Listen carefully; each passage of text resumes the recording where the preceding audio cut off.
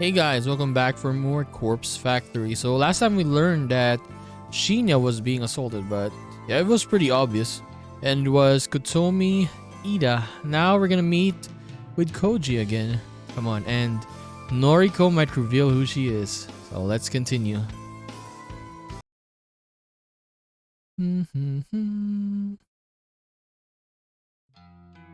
Okay, he should be here by now. I was pretty clear about meeting at 5:30 p.m.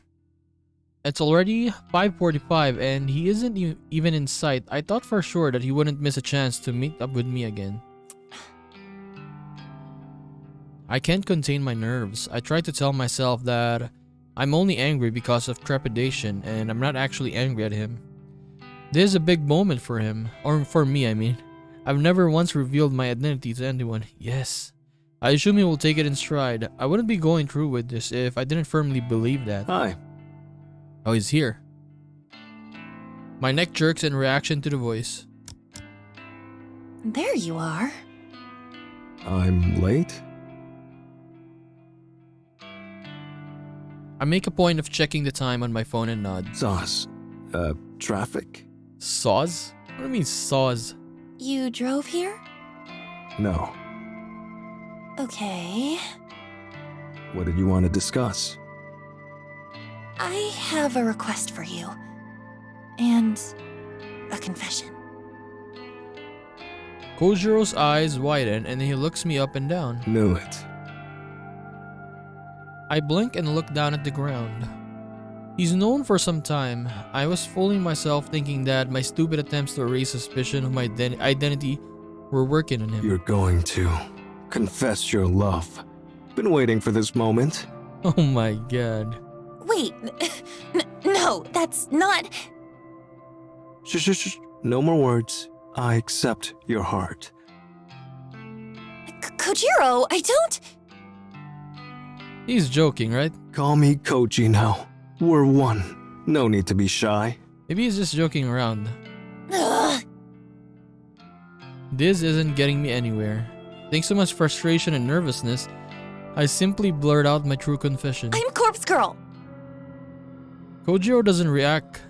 Well, he cocks his head a few degrees to the side, slowly and surely, if he can even call that a reaction to my sudden outburst. Yes? Okay. So, a kiss to commemorate our love? Did you even hear what I just said? Of course. I'm Corpse Girl. I'm the one behind the corpse photos and the deaths and...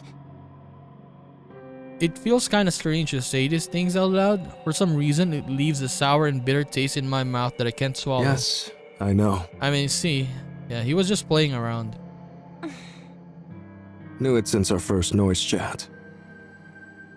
Our first noise chat? I mean, it was pretty obvious. Remember? You messaged me late at night. Asked me if I knew about Corpse Girl. Is that what tipped you off? You assumed I was her just because I mentioned her? No. Then... how? You asked me to look up names. Names of Corpse Girl's victims. Yes, that one. Oh yeah, I did, huh? That was stupid of me.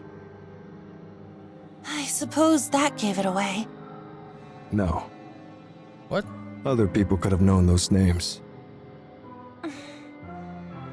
Then... come on, throw me a bone here. How'd you... You said you requested sorry. Eiichi Hanada's death. Eiichi Hanada, the guy who died in a traffic accident. I remember that I lied to Kojiro about being the one to request his death. It was the only way I could escape his suspicions. If I remember correctly, it threw him off of my trail for a while. He believed I was the one who requested the death, so that explained how I knew he was one of the Corpse Girl's victims. But if what Kojiro is telling me now is true, then my lie actually had the opposite effect? How did it make him figure out my identity? I don't understand. I confessed to requesting Eiichi Hanada's death. So what? That was a lie. Even so, I still don't understand. You're not making any sense. Kojiro's shoulders drop. He stares at me intently. You lied about requesting Eiichi Hanada's death. That lie proved to me that you're a corpse girl. Yes, but how? Tell me!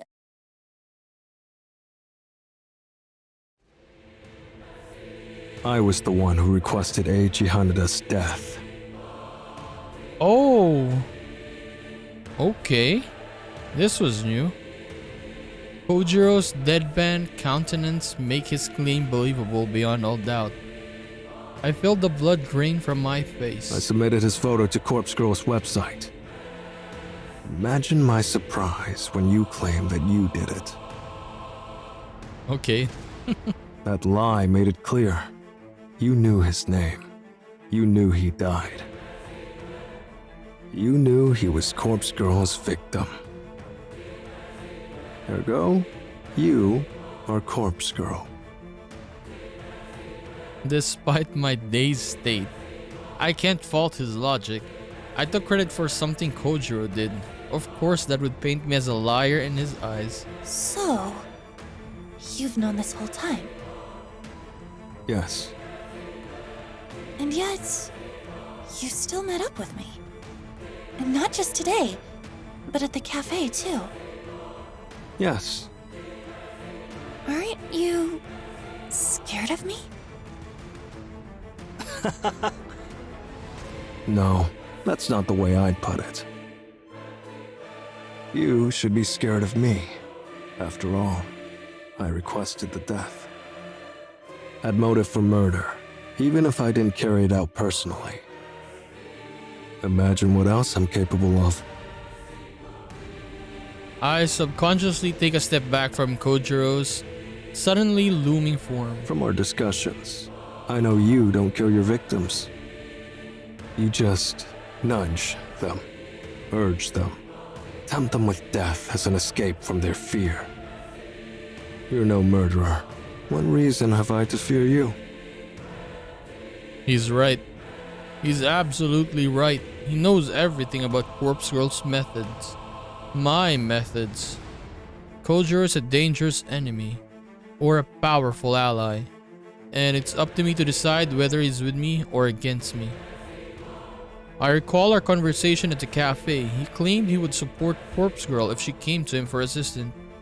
He's a fan. He would support her obediently, no questions asked, as long as the price was right. So all I have to do is make him an offer that he can't refuse. Join me. Help me. Help Corpse Girl rid this fucking world of the fetid filth that infests it. I decide to quote a certain passage from a book that Kojiro himself gave me. A paragraph from Strange Flower that has stuck with me for some time. There's a certain beauty in death, a macabre certainty, an absolute state of finality. Nobel Sinclair. You understand what I'm talking about. You work with cadavers for a living. The dead can't hurt you. They can't betray you. They can't disobey, or object, or disapprove. Wouldn't it be better if we were all beautiful like that? Perhaps. Didn't expect Corpse Girl to be so vain. Is your motivation simply to impart your own ideas of beauty to the world? No, There's more to it. of course. Me, myself, Noriko, may be vain. But Corpse Girl isn't burdened by such petty notions. Her ambition is pure. Her ambition is crucial to the survival of the entire human race. Thought I had a big ego. You're so self-important. Both you and Corpse Girl. I don't expect you to understand. Not yet. But I've realized that I can't do everything alone. I need your help. I need cadavers. I see. What's in it for me? This is the critical point of our negotiation. It could all fall apart here if I don't offer something that Kojiro considers worth the risk. The question is, what does he want? What does he desire? I propose an equal partnership. You'll reap half of the benefits from Corpse Girl's work. How? This offer is a gamble, and I know that in the back of my mind. However, it was only a feasible solution I could come up with when I planned out this encounter late last night. This tactic relies completely on my assumed understanding of Kojiro's innermost desires. If I'm wrong about him, then this whole thing will blow up in my face. Corpse Girl will create more death than you could ever imagine.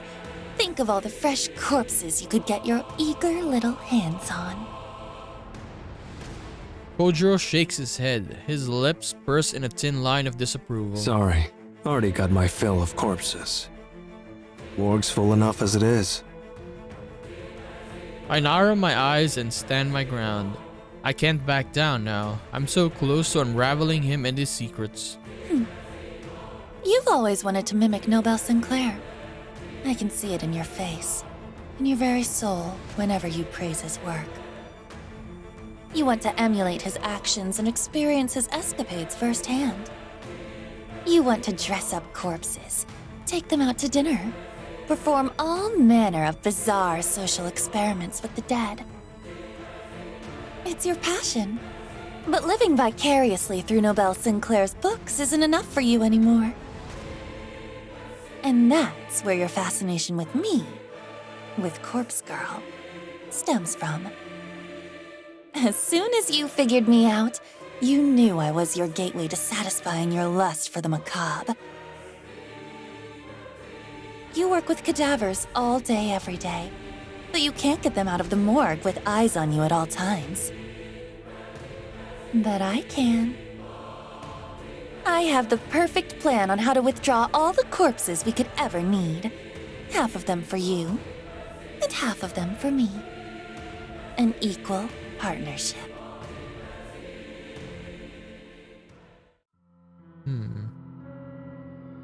I end my speech and let Kojiro bask in my words.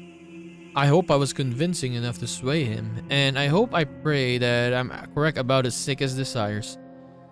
His reaction isn't exactly what I was expecting. He laughs, a big, hearty guffaw that scares a few nearby birds and sends him flying to safety. Clapping his hands together slowly, he inches closer to me until I can feel his breath across my face. Figured me out? Look at his eyes, he's so scary now. I'll play along. Say there's a way to get corpses out of the morgue without getting busted. Don't you think I'd have found it by now? Perhaps you're not as clever as you think you are. Perhaps. Okay, how are you gonna do it then, Noriko? But you have the answer? I do. I guarantee it will work. A bead of sweat forms on the back of my neck. I'm not exactly bluffing because I have planned out this whole scenario in detail. But until I actually try to pull off such a maneuver, I can only speculate that it will work, and I need to exaggerate my confidence long enough for us to rally together. Something about you makes you seem trustworthy. So be it. Consider us partners. For now. For now. You accept? Sure. Don't make me regret it. But listen. What I do with my share of corpses is my business. No nosing about. Got it? Oh, very creepy. You still want to keep secrets, even if we'll be working together? Shouldn't we be open and honest and build a trusting partnership? Here's the deal. You don't pry, and I'll assist you with Corpse Girl's work. I'll help you craft your elaborate photos. No charge. I get privacy, you get an assistant. Mutually beneficial, wouldn't you agree? I think about his offer. It's true that I don't really need to know what he's going to do with the corpses on offer. The whole thing is illegal already, so if he wants to take it further, that's not on me. And if I can get assistance, it will surely help me churn out photos at a faster rate. I'll need the muscle to move bodies for starters. That alone is worth keeping my nose clean. Okay, we have a deal. Glad to hear it. Kojiro extends a hand and I grip it as firmly as my frail bones will allow. We shake once and Kojiro offers me a surprisingly warm smile. His intense, murderous demeanor suddenly vanishes and he reverts to his awkward alien self. Saw us about the love confession stuff before. Too late now, but I'd have helped Corpse Girl in return for a simple date. Okay. Seriously? Did I come up with some elaborate insight into his psyche and his desires for absolutely no reason? Was all he wanted was a chance to take me out? I mean, he likes Noriko. I mean, that is obvious. No backing out now. We've got a deal, right? Right. Welcome to the team, Kojiro. Team Corpse Girl, huh? Well, it's good to be on board. My more connection, your schemes. We hoist piles of corpses out and split the stack 50-50. That the whole of it? To put it simply, yeah. And I get your assistance with Corpse Girl's work. A reward for keeping my eyes shut. Of course. Looking forward to that. With spoken contracts as good as anything to me, I'm satisfied. When do we start? Soon. There's only one thing missing from my plan. That is? We need somewhere to store the bodies we retrieve. Somewhere big, with no one to meddle in our business. I'm thinking an old warehouse or something like that.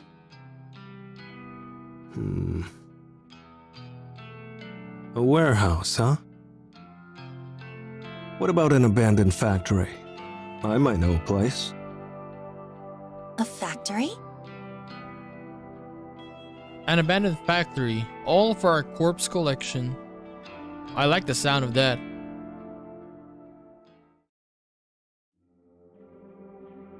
We got Koji now on Team Corpse Girl. Okay, let's continue. It's pretty late by the time I get back home. I'm completely wiped out. That conversation with Kojiro took way more out of me than I would have guessed. My entire mouth feels parched and dry, probably due to a combination of nervousness and talking far too much. Still, I'm happy with the end result. That meeting was worth stepping out of my comfort zone for. I'll wait for Kojiro to get back to me about the abandoned factory. Once we secure a location like that, our real work will begin. I figured that I should turn in for the night since I need to be at the office in the morning. But the ever-present tug-of-war of curiosity pulls at my sleeve and I feel myself being drawn to my laptop. I'll take a quick look for requests, just a peek. Laptop open and logged in. I feel a surge of endorphins slug me across the face when I see the notification for one new request. Squealing like an overly excited schoolgirl, I open the message and view the details. Request details. Today, 6:02 p.m. Victim's phone. Image. There she is. Kotomi Ida. The photo loads almost instantly and fills the screen. A woman, middle-aged with a stern expression, well-groomed and dressed in a business attire. It's always like this in animes, like a middle-aged woman, Madonna type, always has a mole by the lip, right?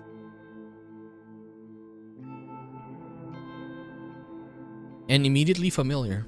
Kotomi Ida. I'm in complete disbelief. Seeing this request come through the site gives me a disorienting sense of deja vu. I rack my brain for the cause, wondering if I've lived this moment before. The answer hits me quickly, despite my mind's exhaustion. Kotomi Ida isn't the first coworker of mine to have her death requested. Though I didn't know at the time, Akane Churumaki also worked in my building, and her death was requested not all that long ago. By the way, they didn't say yet, right? Who requested Noriko's death? I mean, we haven't found out yet. Well, my theory is Aoi, 100%. Okay, let's continue. Kotomi Ida marks the second person to be wanted dead within my company, and she's an exec just like Churumaki. I wonder if this is simply a coincidence. It surely has to be. After all, Tomoe confessed that she was the one to request Churumaki's death, and she seemed to regret doing so.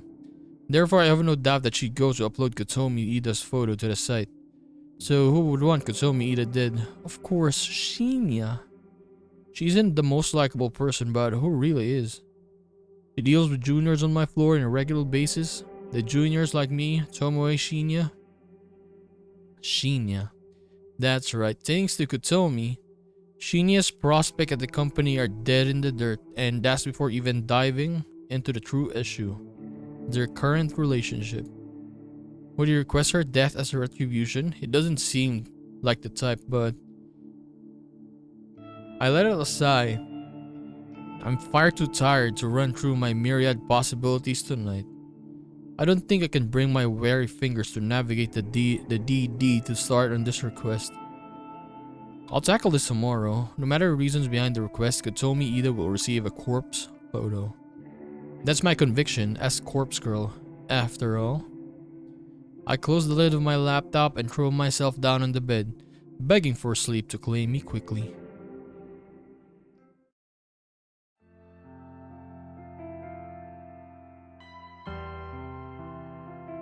I need to talk to you. What's with that look? Got something up your ass? Come on, just follow me. I grab Tomoe's wrist and guide her away from the labyrinth of desks and into the elevator waiting patiently for us.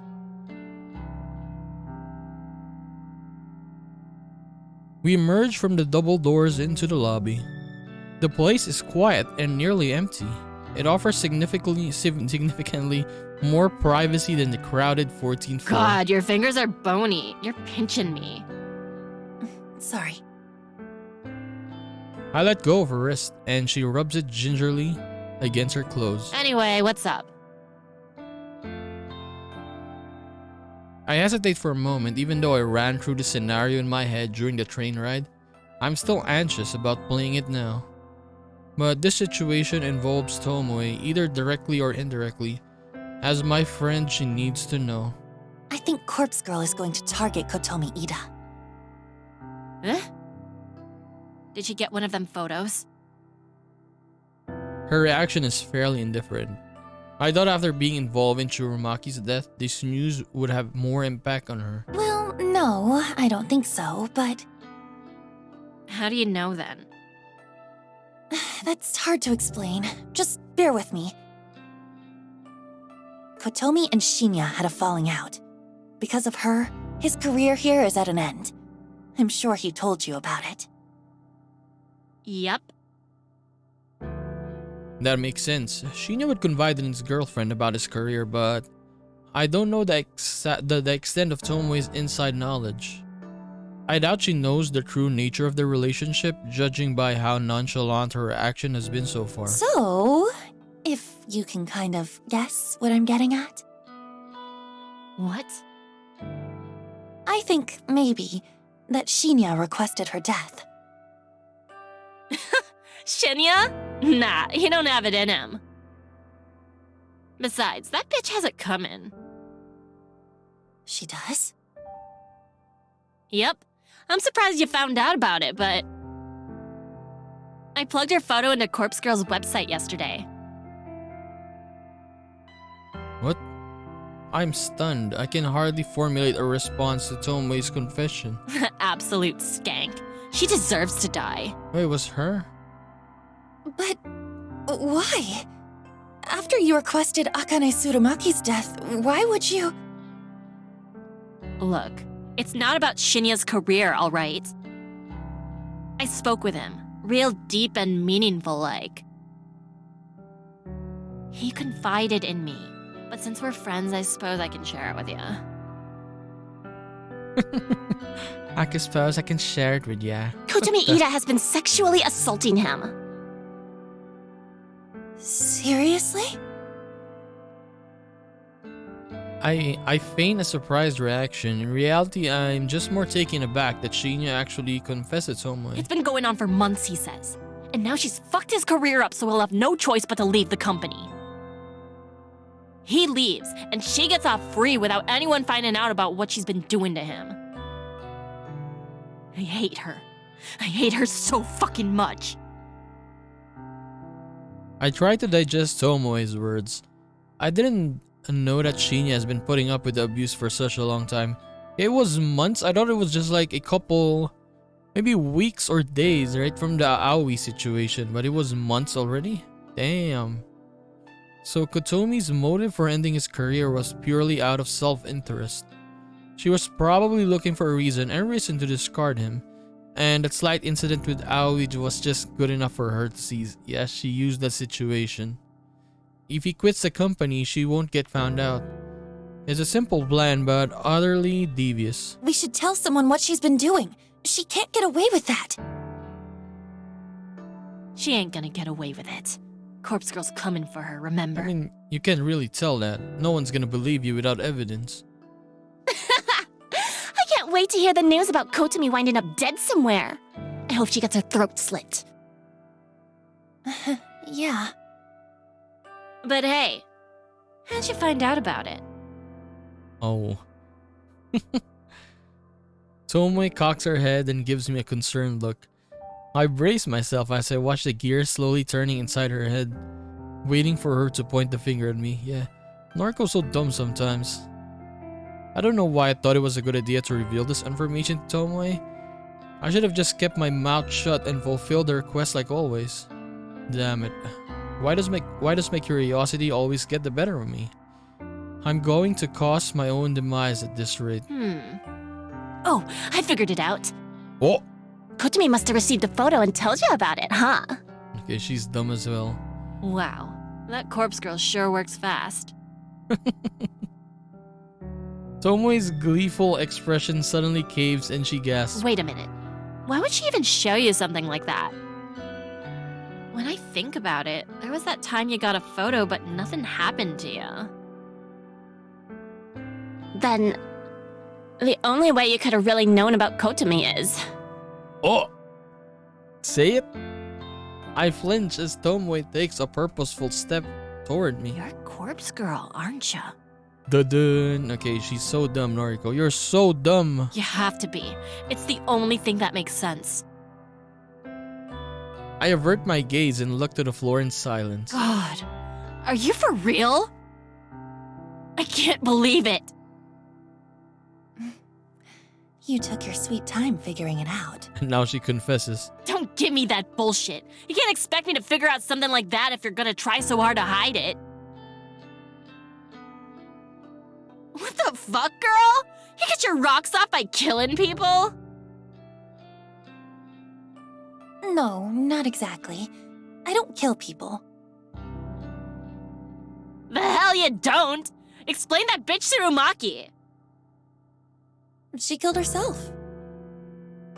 Yeah, she killed herself. That's the cover-up, right?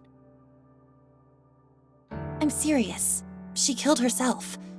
But Corpse Girl encouraged her to do it.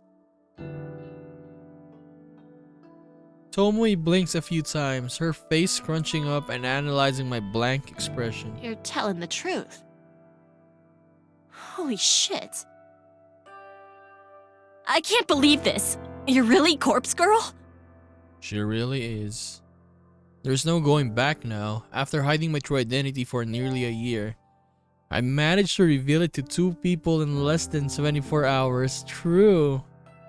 I just hope I haven't made a fatal mistake. It's true. I'm Corpse Girl.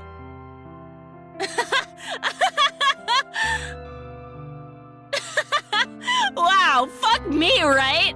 All this time I've been thinking you're just some goth skank with weird hobbies. Goth skank? What the hell, man? But you're actually pretty fucking cool. You're actually doing something with your life. Huh? I thought you'd be angry with me. Angry? Why would I be angry? God, this is the coolest thing that's ever happened to me. Oh my god. Friends with fucking Corpse Girl. I mean, And people said I'd never amount to nothing. I mean, for normal people, they're gonna be like, oh, what the F? But for her, wow. Though it took me long enough to figure it out. I ain't the sharpest light bulb in the shed. I can't argue with that. Tomoe laughs and puts her arms around my shoulder. I shrink away a little, but her good cheer is somewhat infectious. I feel a flood of relief wash through my body. So, like, I gotta know. How many people have you killed? I said I don't kill people, remember? Yeah, you know what I mean. How many have offed themselves because of you? It's an embarrassingly small number. That's so? Oh, that's a shame. Listen, you gotta fill me in on all the juicy deets later, Kay. For now, please focus on getting rid of that bitch Kotomi. Dates.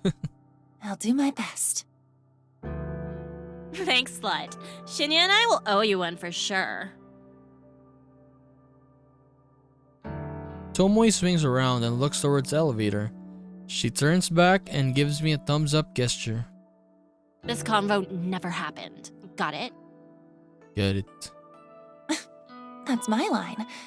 You can't tell anyone about me and Corpse Girl. Please, who would I tell? Well, the police, for starters? Fuck 'em. I ain't a squealer. I'm on your side, Corpse Girl. Relax. Anyway, peace!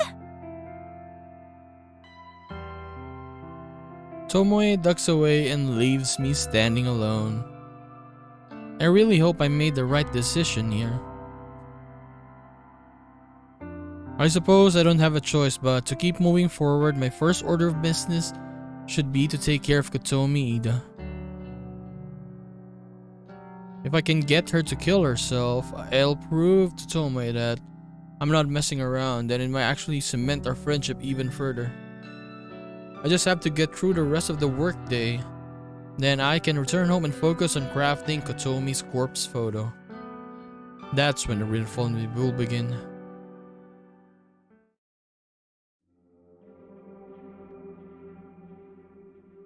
I reach into the drawer and clutch a cheap plastic burner phone between my fingers. Crafting the photo of Kotomi Ida is done. All I need to do now is send it. I thought about waiting until tomorrow, but I already put off making the photo for the day. So I'll make my move tonight. During editing, I timestamped the photo with tomorrow's date, 10:46 a.m.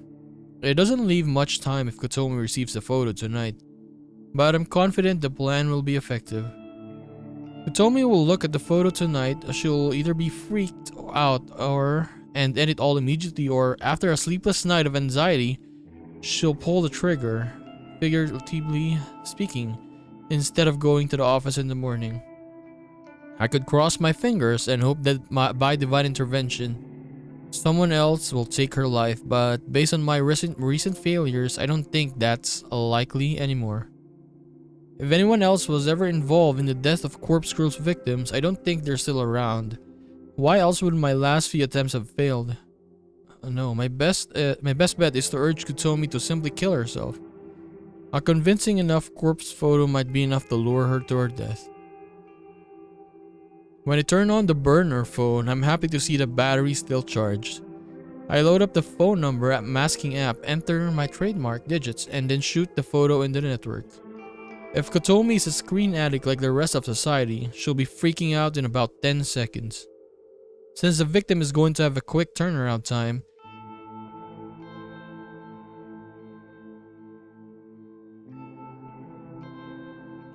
okay, sorry about that. I'll take the burner to the back shed tonight to store it, and I'll ditch it on the way to the office tomorrow.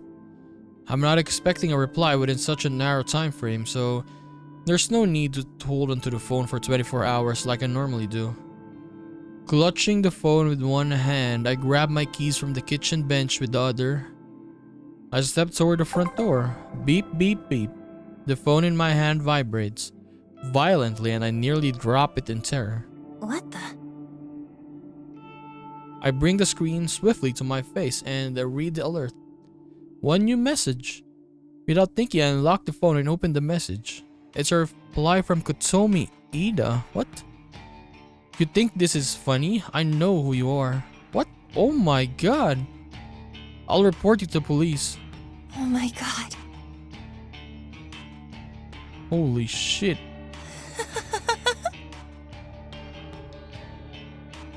He actually replied for the first time since Corpse Girl. Okay.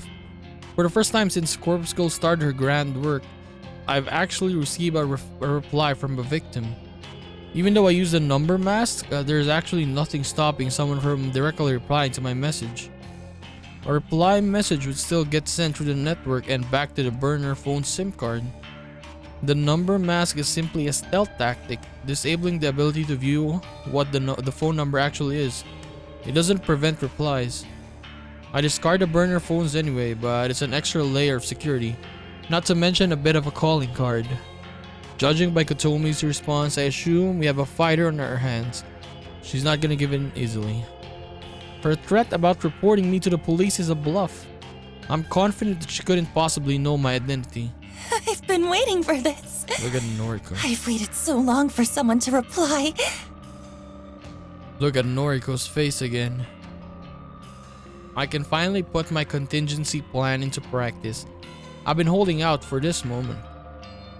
I feel a wicked grin split my face in two, and I mash my fingers against the screen as I compose a venomous reply. You like that photo? That's you in about 12 hours unless you follow my instructions. The message sends in an instant and I eagerly await the reply. I'm not waiting for long. Kotomi's response comes through within seconds. Her attitude has completely changed. Please, I'll do anything. What do you want? I called your bluff, you piece of shit. Now you'll do what I tell you to. I enter my instructions clearly and concisely.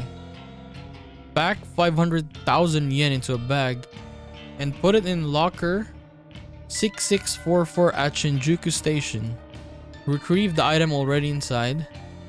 Put the locker key inside a full soda bottle and leave it on top of the locker. After I send the message, I decide to add one last bit. Do it now, make sure no one sees you. Then go to platform 12. Do not board a train. Await my instructions. Satisfied with this addendum, I hit send. If Kotomi truly fears for her well-being, she'll carry out the instructions. Her response arrives shortly. Okay, I'll do it. I'm going there now. Yes! Oh my god, this guy. Oh my god, I'm getting excited even though it's scary. I've done it. I'm convinced her. I'll collect the money once I'm sure she's no longer hanging around. 500,000 yen is nothing to sneeze at. It's not life-changing, but I'll cover my rent for a good few months. I choose this amount to simply test the waters. Asking for an insane amount would make it impossible for a victim to follow through. But I figured someone like Kotomi, an exec for a big company, would easily have access to this much dough. I'll go collect the money. Dude, how can you do that? What if Kotomi Ida was waiting for you there, right? And if everything goes well, Kotomi Ida will disappear before sunrise. Okay, we're here. Though the hour is late, quite a few commuters are still navigating through Shinjuku Station wide platform and underground labyrinth. The train station beneath my feet is sprawling metropolis that extends below the city. It's packed with restaurants, shops, and other outlets.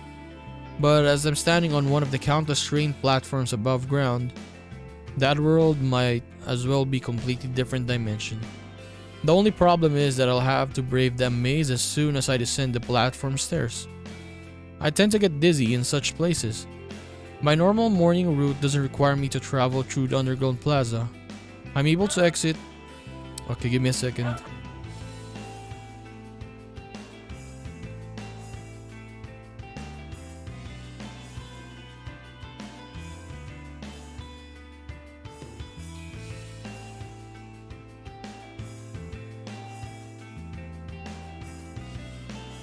Okay, I'm sorry about that. It was my dog. Okay. My normal morning routine doesn't require me to travel through the underground plaza. I'm able to exit the station within minutes of my train arriving at the platform. Still, I'm somewhat familiar with the layout of the underground. I know exactly where coin locker 6644 is located. The coin lockers in the train station like this are a popular way for people to store luggage or personal belongings for a few hours at a time. In Shinjuku, it can be often difficult to find even a single available locker, but coin locker 6644 is special. I approach it from the main passageway of the underground and my eyes take in the familiar sight.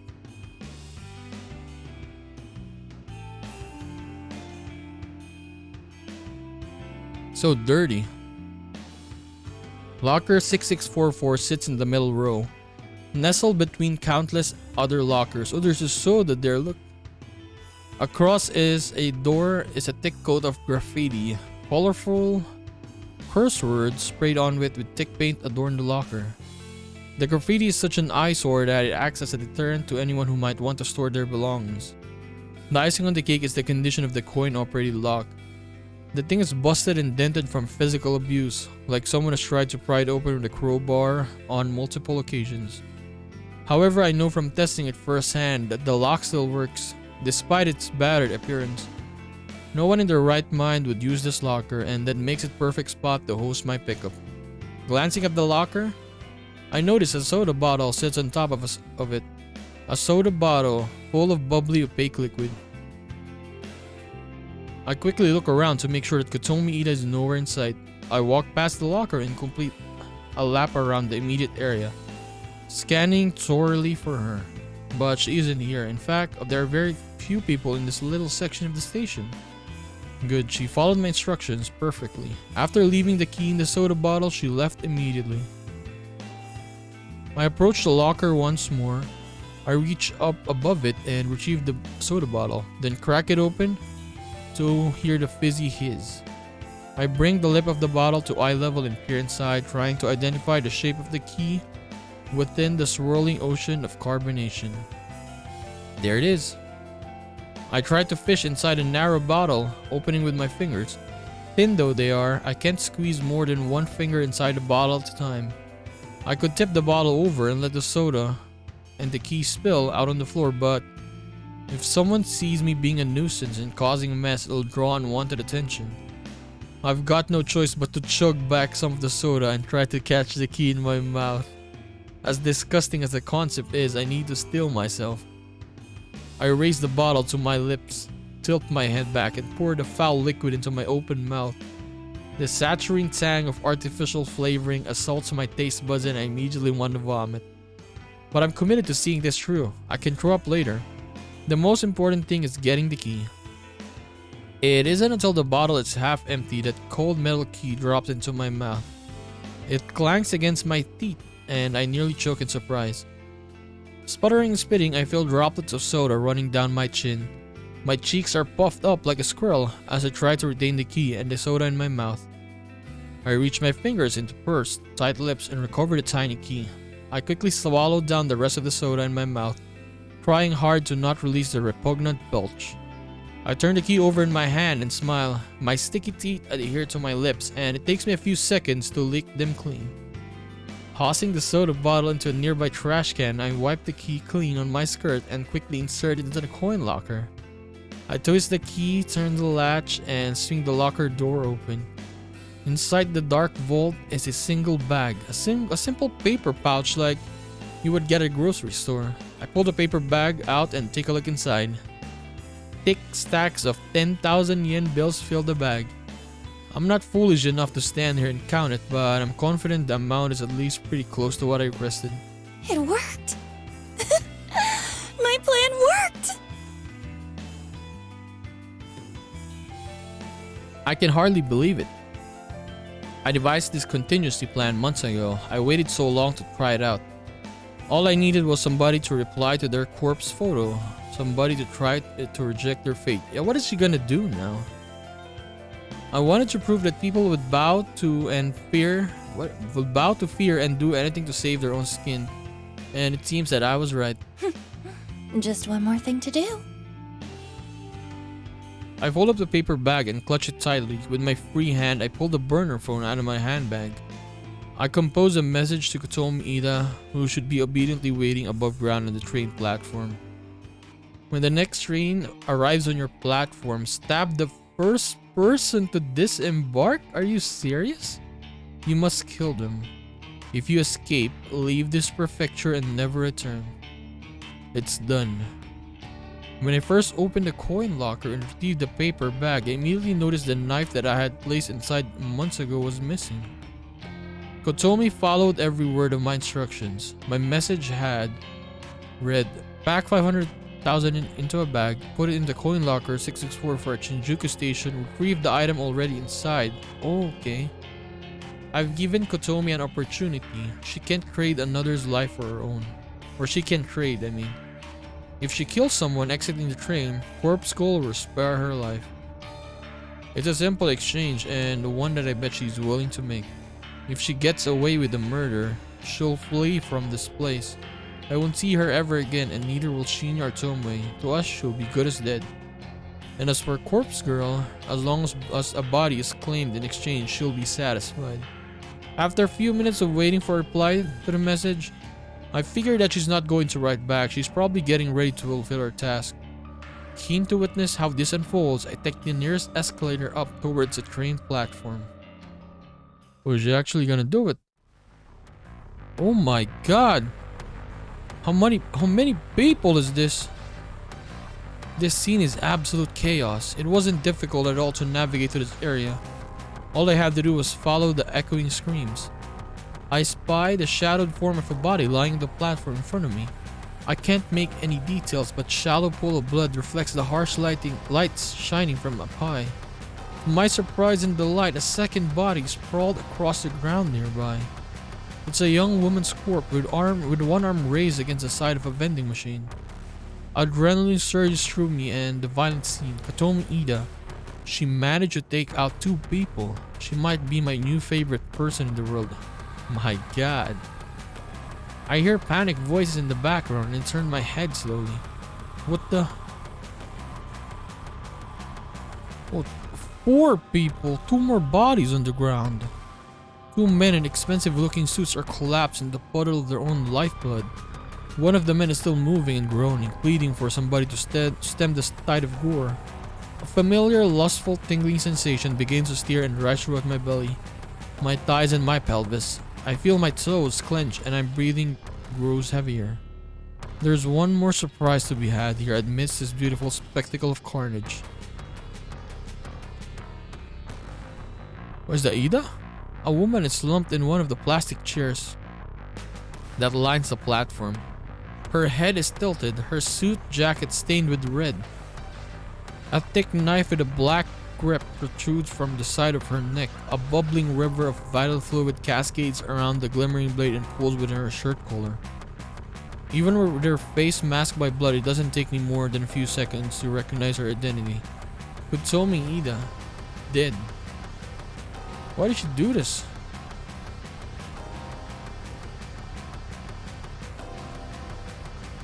I swing around and take in the entire view of the platform. Counting up the bodies and the path of slaughter, my mind pieces together a theoretical scenario. Kotomi waited as the train doors opened, knife drawn, the knife she retrieved from locker 6644. When the first person stepped out of the train, she stabbed him and left him for dead. The body that I first saw laying on the edge of the platform, perfectly aligned next to her train, fits that theory. In a panic, Kotomi would have attempted to flee. She bumped into her second victim, the young woman slumped against a vending machine and cut her down desperately to make her escape. Judging by the wound in Kotomi's own body, I would assume the 2 businessmen lying face down tried to apprehend her. They must have sustained fatal wounds before finally managing to wrest the knife away and plunge it into Kotomi's neck. It's all just speculation, but I'm fairly confident that's how this whole event played. It was probably over in less than 60 seconds. And it couldn't have worked out better for me. I never dared hopes that Kotomi would meet her, and once this plan had been set into motion, I would have been satisfied with her simply skipping town. I feel my legs weakening under my weight, and I'm afraid I might buckle at any second. The waves of radiating heat spreading throughout my body are causing me to tremble and shake. There's so much blood, it's everywhere. I've seen it in countless photos and thought I had become desensitized to it. But maybe I was wrong. Seeing blood in real life is completely different. I feel faint and pale and excited and aroused. I need to get out of here before the police arrive. More importantly, I need to get away before I collapse in a sweaty heap of lust and pleasure. I turn on my heel and sprint down the rising escalator as fast as my curling legs will permit. Jesus Christ, what happened? Oh, we're back in the office. Oh. June 11. Okay, that was pretty crazy, man. This was the first time someone replied to her, and yeah, this is what happened. How many people? 5 people did, including Kotomi Ida. God damn. Okay, we're gonna continue this in the next episode, guys. We will see the reactions from Tomoe, Shinya. I don't know if Koji, but yeah, we'll see more of them. I'm gonna see you then, guys. Bye bye.